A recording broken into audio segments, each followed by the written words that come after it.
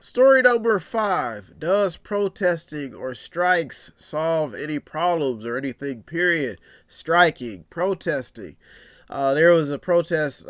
If you check out story number 4, it definitely tickles the imagination on what people are capable of doing in masses, and they have the ability to protest. We see it happen at GM. We see it happen in Chicago, Illinois, with the teachers' strike.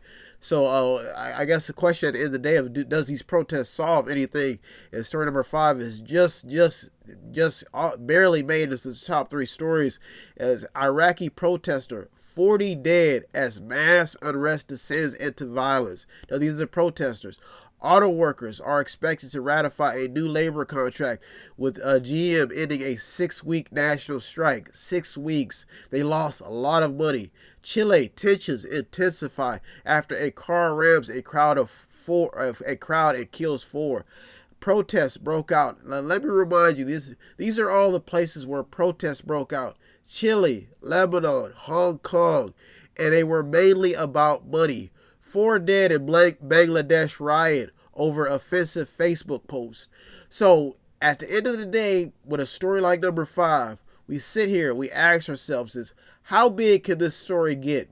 When you talk about riots, even in the justice system, when a cop kills somebody or a cop kills somebody from a different race, and you see people rioting, we remember stories like Rodney King or Trayvon Martin, and you see even the New York, I think it was Garner. You see these stories, and you ask yourself, I believe it was Garner General John, why do these stories keep making it in?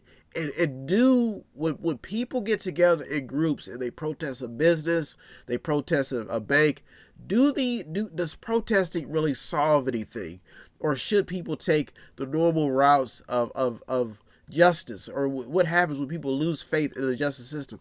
There was a movie that just came out talking about how I believe it's called Black and Blue, where it's talking about I guess the movie is homing in, at least what I see in the trailer, is homing in on the relationship between the police and the inner cities.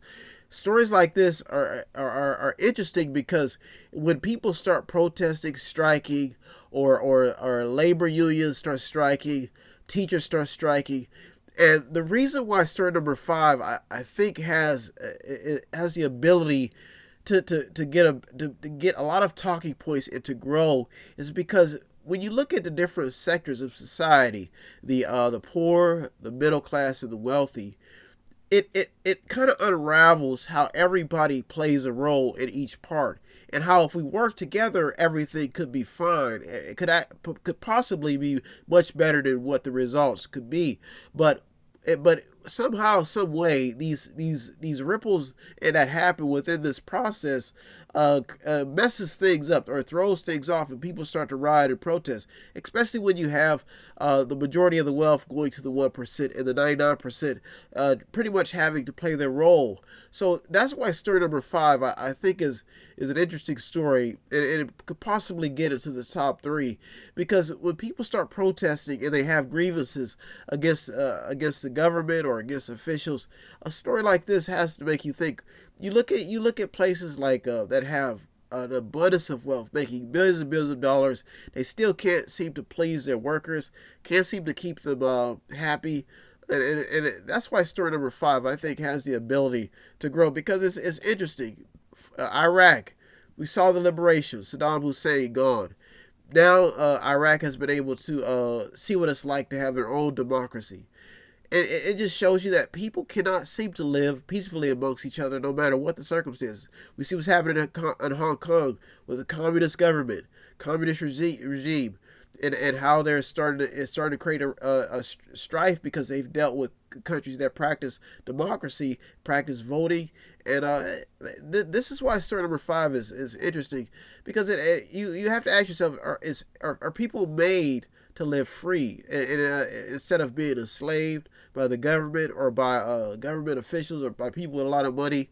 This story definitely has the potential to get you to understand humanitarian work, but just humility. It gives you to understand just the ability to be a human being and what it would feel like if you were in the other person's shoes. That's why this story it's here. I mean, you look at these countries, and people don't understand why they're protesting, and it's even when in the United States where you have people who work twice as hard wondering why poor people can live twice as easy. These stories get people wondering, and they stir up the pot.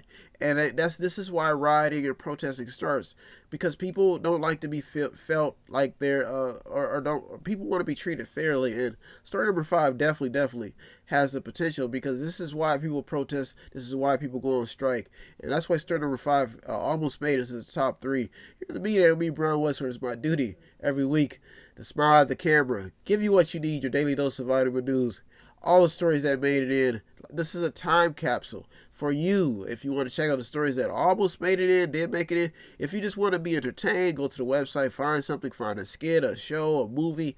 You're more than welcome to. This place is for you. So if you want to be a contributor, it doesn't take much.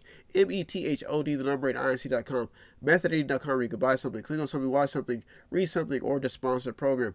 Now, I constantly remind my audience that I'm just a mediator, staying in the middle, navigating the news from the left to right, watching the pendulum swing, figuring out who's got the momentum, finding out the news stories, going in-depth, researching, I think I'm reading over 250 stories a week just for you to figure out which stories are more beneficial, so that if you yourself want to be a contributor, help out any way, help me out. It doesn't take much. All you gotta do is visit www.method, the number 8, inc.com, Mediator.com, where you can buy something, click on something, watch something, read something, or just sponsor a program. Every little thing counts. If you need help, then dial your operator. Have no fear, fellow citizens. The Mediator is here.